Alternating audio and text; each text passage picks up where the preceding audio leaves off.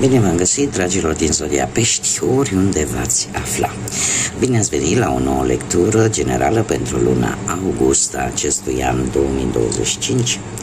Așa că toți cei care aveți soarele, luna, Venus, ascendentul sau oricare alt aspect astral important pentru voi din harta voastră natală și care are legătură cu Zodia Peștilor, atunci această lectură este de asemenea și pentru voi.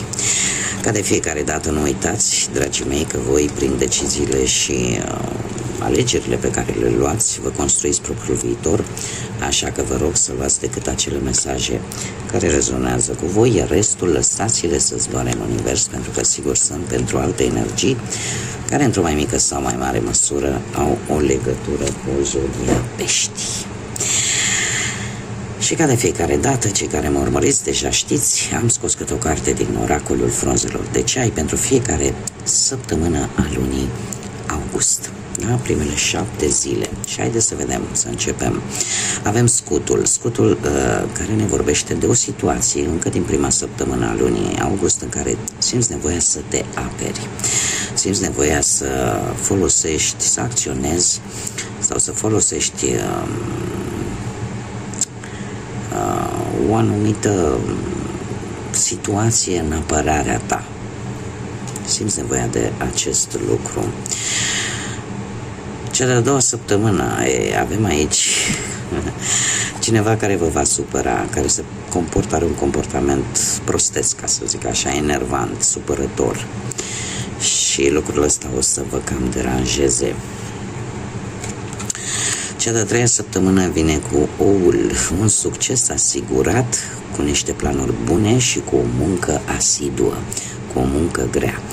Se pare că veți avea parte în a treia săptămână de un succes pe care îl meritați. Îl meritați pentru că l-ați planificat foarte bine și ați muncit destul de mult pentru această reușită, pentru acest succes. Cea de-a patra săptămână vine cu muntele, se pare că vin niște provocări majore în viața voastră pe care va trebui să le faceți față sau pe care va trebui să le înfruntați cu curaj. Da? Este o situație care va cere atenția voastră în mod deosebit. Acum, haideți să vedem ce ne spune și tarotul, ce vine pentru dragii mei din Pești sau cu legături importante cu această zodie în luna lui august. Ce ne spune tarotul? Și începem desigur cu viața profesională.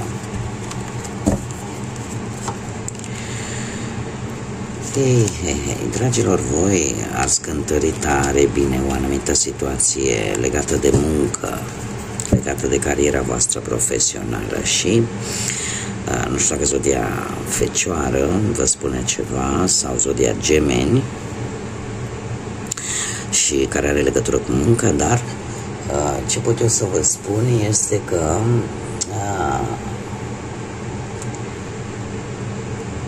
ați avut o perioadă un pic stagnantă, dar nu pentru că nu se putea face nimic, ci pur și simplu pentru că ați vrut să cântăriți tare bine ce șanse aveți, ce situații, cum să rezolvați anumite situații legate de muncă, da? Ați avut așa o perioadă de introspecție și de atenție mărită, de gândire profundă vis-a-vis de un anumit aspect al vieții voastre profesionale. Lucru care vă va ajuta încă din prima jumătate a lunii august.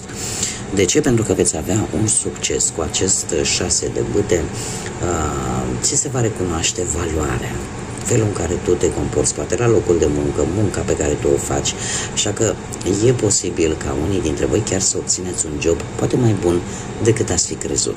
Cert este că aveți valoarea voastră și un succes garantat în ceea ce privește o situație legată de muncă. De asemenea, a doua jumătate din august vine cu o decizie importantă legată de acest aspect. Ori că te vei decide să schimbi locul de muncă pentru că ai găsit ceva mai bun, sau te decizi să-ți deschizi poate propria afacere cu cineva din familie, cu perechea voastră sau cu altcineva. Este o decizie importantă pe care voi o veți lua mai mult cu inima. Și nu mă miră, pentru că fiind o zodie de apă, lucrul ăsta nu e nimic din altă lume, dar veți înțelege că această decizie va aduce o schimbare majoră în viața voastră și de asemenea vine la pachet și cu un compromis. Da, va trebui să faceți și un compromis. Mergem mai departe, partea banilor. Partea banilor, dragilor, de bani nu o să duceți lipsă. Ați traversat o perioadă, zice, în care cumva banii au intrat în casa voastră, mai mult din întâmplare, zice, pentru unii dintre voi.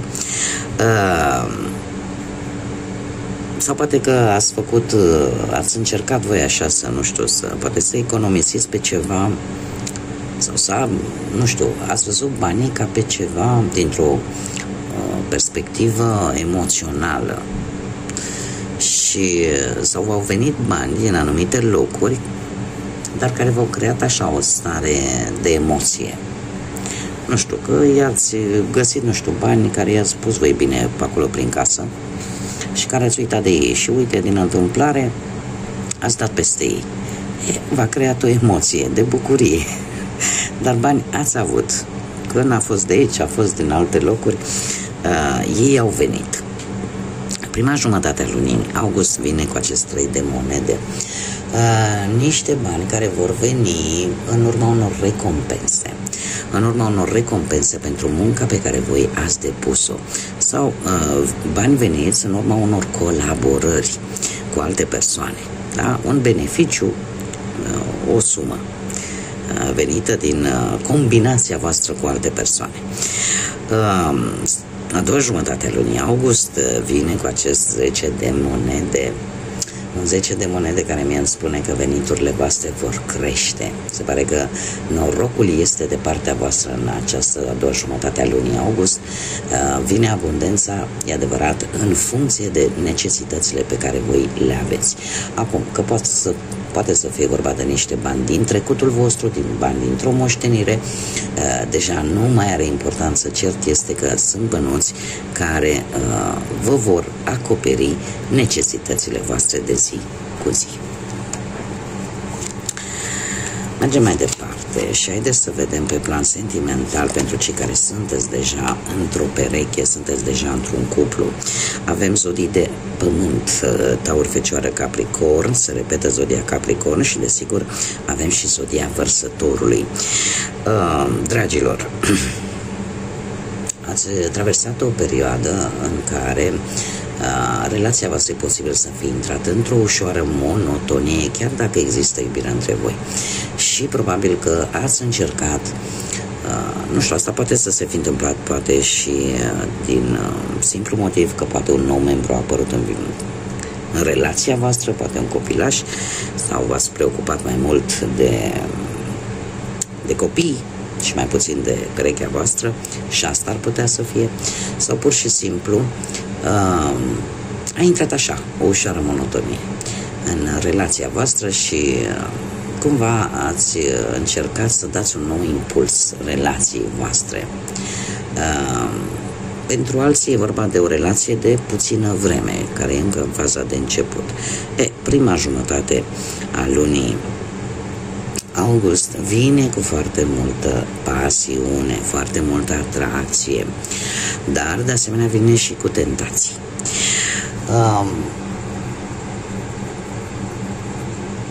Eu aș zice să atracție între voi va exista la maxim, nu știu, un magnetism foarte puternic din punct de vedere chimic, pasional, sexual, da? Totuși, mare atenție la scenele de gelozie care nu sunt tocmai binevenite în această perioadă. Știți că se întâmplă de multe ori, nu, să vedem în perechea noastră, domne, cel mai frumos, cea mai frumoasă, cel mai atrăgător, cea mai atrăgătoare. Și să avem așa impresia că toată lumea se uită, că toată lumea și-l dorește și o dorește și atunci apar aceste mici discuții de gelozie. Nu este ceva foarte grav, se va trece cu bine peste aceste lucruri. A doua jumătate a lunii august vine cu steaua. Steaua care vorbește de un moment fericit în relația voastră, așa că luna lui august o veți încheia cu bine, fără niciun fel de probleme. Da? Sunt planuri comune, sunt dorințe comune și relația merge înainte. Haideți să vedem pentru cei care sunteți singuri în viața voastră sentimentală cu ce vine acest august. Dragilor, voi recent ați fost dezamăgiți în dragoste, dezamăgiți poate de o persoană recent cunoscută sau de o persoană poate mai de demult cunoscută. Cert este că traversați în acest moment o durere emoțională, o stare de singurătate, cum să spun eu, anumite cuvinte care poate v-au rănit și încă vă macină acolo în mintea, în sufletul vostru.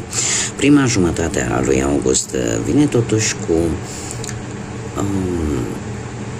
aici este foarte interesant, ori cu o altă zodie de apă, la fel ca și voi, o energie care are legătură cu zodiile de apă, rac, pești sau scorpion, cineva poate mai în vârstă sau poate care are o mentalitate de om în vârstă, da?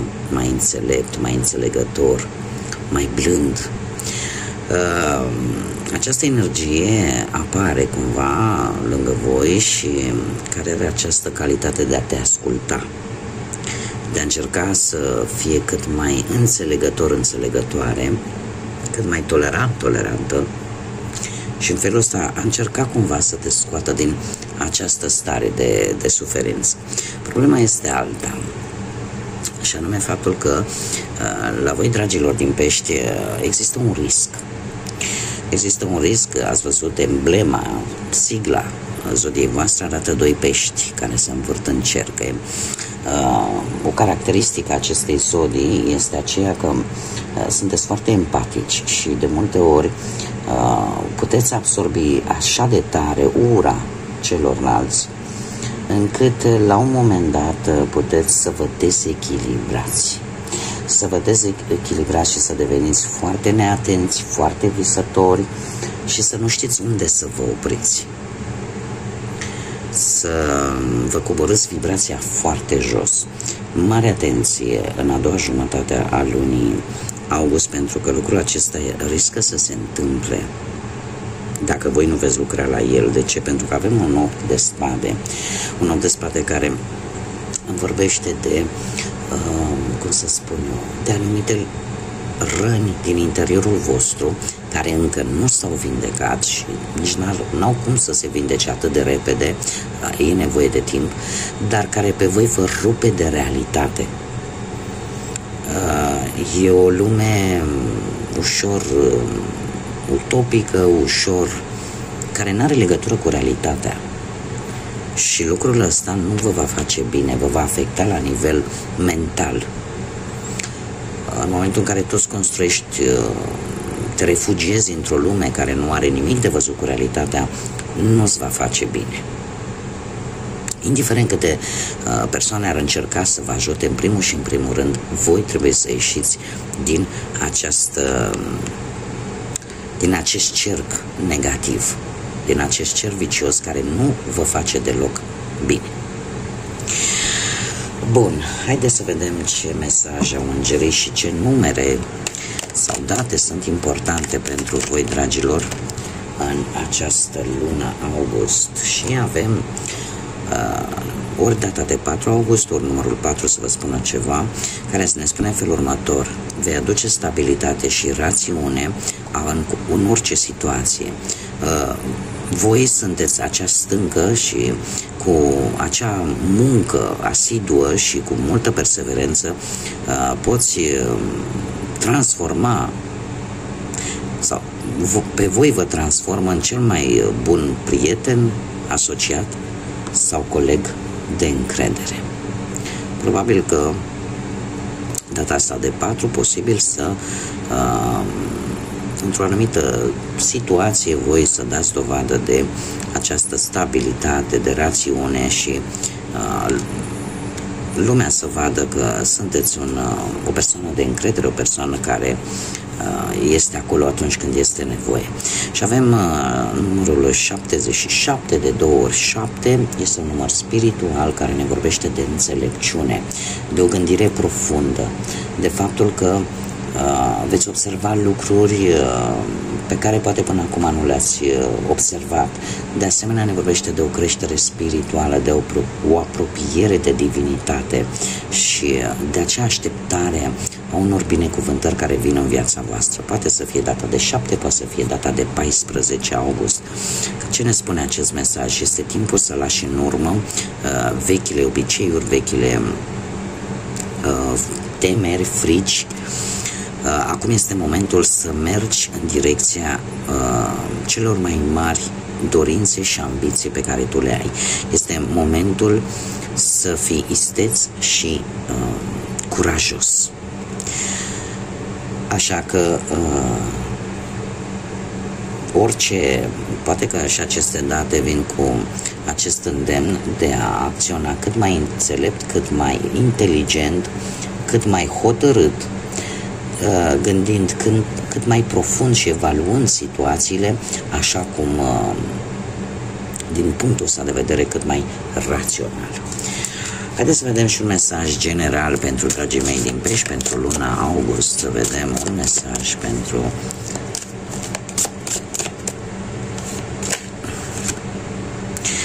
și avem broscuța țestoasă de mare și ce ne spune? Spune așa: navigând prin provocările vieții cu răbdare și grație, având încredere că chiar și atunci când mergi încet, de fapt progresezi cu fiecare pas către succes. Este de fapt un sfat înțelept, poate de a nu grăbi lucrurile, de a lua fiecare situație pas cu pas, fără să o grăbești, pentru că de multe ori graba strică treaba, iar lucrurile cele mai bune, ca și mâncarea cea mai bună, nu, se face molcom, se face încet și sigur. Haideți, dragilor, să vedem ce ne spun și zarurile astrologice pentru dragii mei din Pești, ce vine în luna lui august. Și avem o zodie de apă, avem casa a 7-a și îl avem pe Saturn. Interesant. Casa 7. Casa 7 ne vorbește de poate de perechea ta, de inamicii tăi pe care deja îi cunoști, poate de ce declară cealaltă persoană. Iar dacă sunt dintre voi persoane care sunteți singuri de ceva vreme, trebuie să vă spun că luna august vine cu surprize pe această temă. Nu știu dacă veți mai fi atât de singuri. Faptul că l-avem pe Saturn, asta îmi spune că ne vorbește de perioade lungi de timp. Ce se va întâmpla acum? Cel puțin pe această casă a 7-a, vis-a-vis de perechea voastră, vis-a-vis de inamicii voștri declarați, vis-a-vis de anumite declarații, cum să spun eu, rezultatul care vine în urma acestor aspecte va fi pe termen lung. Ce înseamnă asta? Eu cred mai degrabă că e vorba strict de relațiile voastre.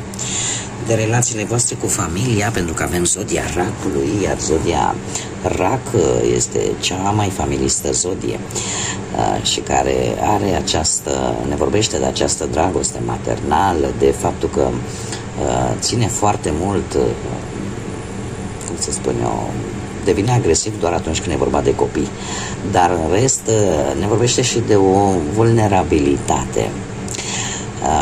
Vulnerabilitate care mai ales pentru cei dintre voi care aveți ascendentul poate în Rac, ascendentul Luna posibil, sau Venus în Rac, în mod special, dar așa la general pentru toată lumea, ceea ce se va întâmpla pe această temă a prietenilor, a perechii voastre, a familiei, a ceea ce se vor spune în această perioadă, ceea ce se va declara vis-a-vis de aceste aspecte, va fi pe termen lung. Saturn vine cu niște lecții de viață. Vine cu niște lecții de viață pe care voi va trebui să le învățați temeinic pentru a nu le repeta. E posibil să fie nevoie să aflați aceste lucruri pe această temă a vieții, da? Aceste declarații care o să vi le facă poate anumite persoane. Tot ceea ce voi trebuie să învățați, toate temerile pe care voi trebuie să vi le învingeți. Este vorba de o creștere la nivel personal. O creștere la nivel personal și lucrul ăsta, trebuie să vă spun că vă poate ajuta să vă îmbunătățiți stilul de viață, relațiile voastre și asta pe o lungă perioadă de timp. Da? De asemenea, Saturn ne vorbește și de înțelepciunea cu care trebuie să abordați aceste lucruri care țin de această casă a 7-a, care sunt, cum am mai spus, ceva legat poate de relațiile voastre, ceva legat de cei pe care voi oricum îi știați că sunt inamicii voștri, rivalii voștri, și de declarațiile pe care ei le pot face. Ei, dragilor, cam atât am avut pentru voi. Eu vă mulțumesc pentru atenție, mulțumesc din suflet tuturor celor care de fiecare dată, prin aceste mici gesturi, dar atât de importante, cum ar fi like-urile, distribuirile, comentariile, faptul că vă abonați, mă stimulează pe mine să produc conținut pentru voi și să ne întâlnim cu mare drag, ca de fiecare dată, la fiecare lectură aici pe canal. Eu vă doresc ca luna august să vă aducă cât mai multă înțelepciune, să vă aducă lumină în suflete, să vă aducă acea energie pozitivă de care poate unii dintre voi chiar aveți nevoie și să vă aducă acea stare de bine, așa ca de sfârșit de vară. Până data viitoare, numai bine și, desigur, să fiți iubiți!